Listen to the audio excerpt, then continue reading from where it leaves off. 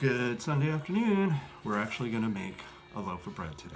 We're not going to bake it today, but we're going to actually make a loaf of bread today. We're going to bake it tomorrow. All right, I've got stuff together, finally, first time ever. So, we remember our little friend. He's been hanging out in the fridge for 2 days now. Still quite happy. He weighs 11 ounces. Based on that, you might have to do some math yourself, but with my calculations for my 11-ounce dough ball, I'm going to put him in this clean bowl over here.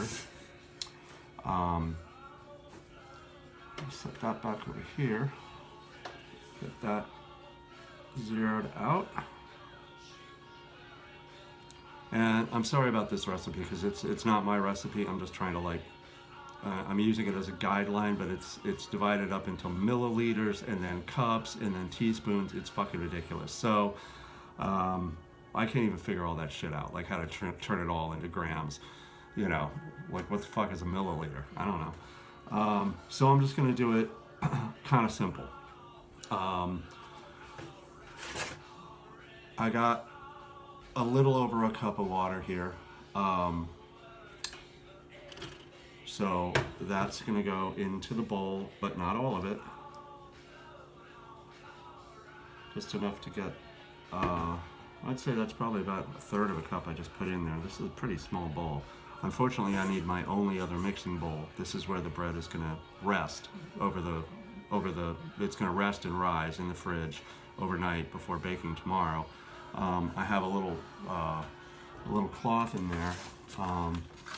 Normally it would be like a little reed basket that you can like load up with flour and it hopefully won't stick, but this little kitchen cloth, you can just get that sort of loaded up with flour too. It's not going to be like, you know, it's not going to have the pretty flour marks on it like a professional, but it'll be round at least, so that's good. I actually managed to find myself a really nice little crock pot at Martin's today for $7. I'll show you that.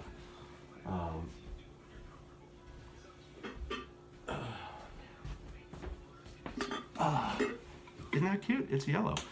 And I think that's going to be just about the right size when everything is said and done for my little loaf here. I think that'll fit in there perfectly tomorrow. So we'll use that. Yeah, if you have something like that, that'd be awesome. All right, so we got some of the water in here. I am going to actually put this back on. And we're going for about a pound, just based on all of this, of the white flour, even though it's white whole wheat flour, whatever that is. That's what I found. So, but I like King Arthur. So, so the bowl is 5 ounces. So we're going to go with a pound of this. So let's do that. That's 5 ounces. That's 5 ounces.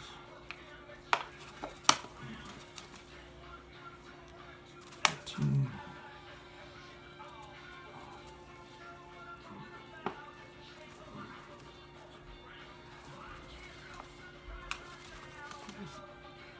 Okay, almost there.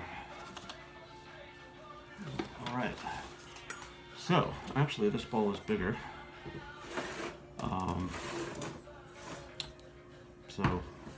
I wish I had a bigger bowl. Huh. Yeah. You know what? I'm gonna mix it up in our little crock pot, since that's the only other biggest container I have, and then I'll just wash it out before tomorrow. So, we got our pound of flour. Based on this recipe, it's about 2 ounces, 2 teaspoons, which is a little less than an ounce of salt. So, salt goes in. Salt is very important in bread baking. If there's no salt, there's no flavor. So, let's get our other ingredients, our water, and our little dough ball. Look!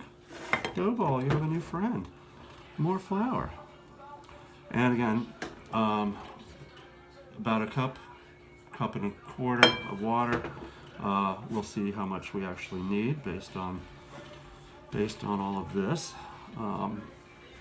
Definitely gonna need more. Very exciting. This is gonna be really, really cool, I hope, or it's going to be an absolute failure, one or the other. So we're going to get our new baby loaf ready. That's still a little tight. Oh, see, I ended up using all the water. So, and this recipe doesn't really call for any kind of hydration. You know, sourdoughs have, you know, a certain percentage, the baker's percentages, which I've already mentioned, which I just don't fucking understand. Maybe if I actually knuckle under and like read, I will understand it. I'm gonna say this is still a little on the stiff side, so just a little more water.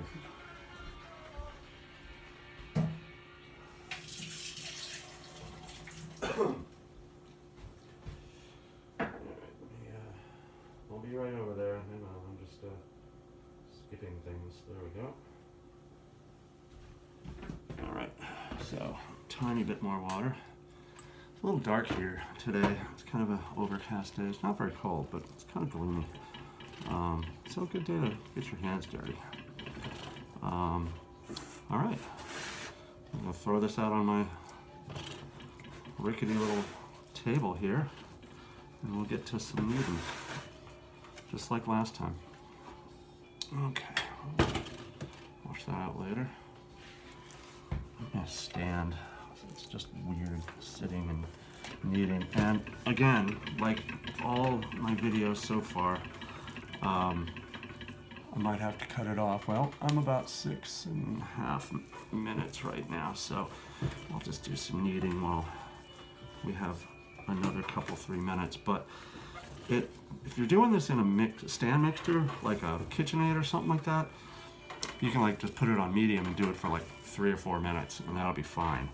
But doing it by hand like this, it's gonna take some work.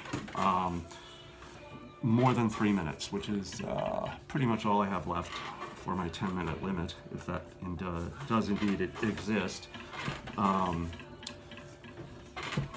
This is pretty nice. You can see it's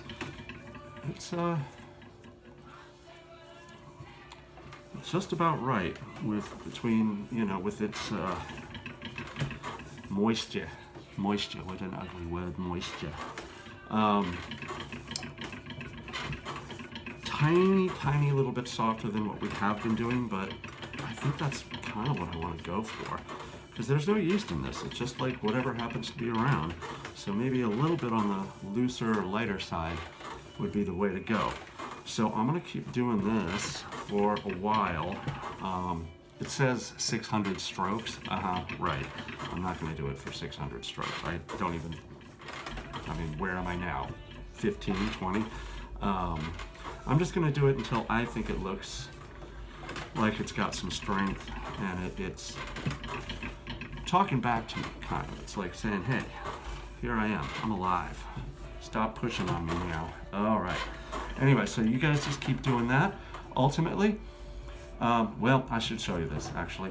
Okay, so pretend that I have continued kneading for say another 10 minutes or something like that. We're right where we want it to be. Just to get this shaped the way we want it, you're gonna fold one, like you're gonna make a little envelope and sort of squish that down. Then you're gonna bring up one corner or side, and then the other side, and then as best you can, just get everything in towards the center, right? Like a little package. Flip it over, and then just do this. Just like sort of draw it to you, using the tension on the table to like create tension over the top. Like the tension of it pulling against the table is actually creating tension over this top surface.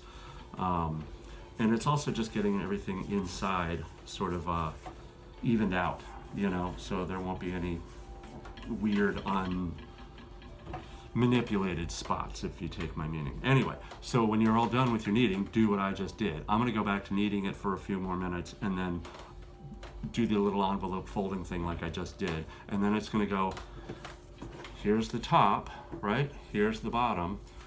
top upside down. Put it upside down in your floured thingy, and then cover that with some Saran wrap and throw it in the fridge overnight. That's it. And tomorrow we're going to throw this bitch in the oven and see what happens. All right, kids. Talk to you later. Bye.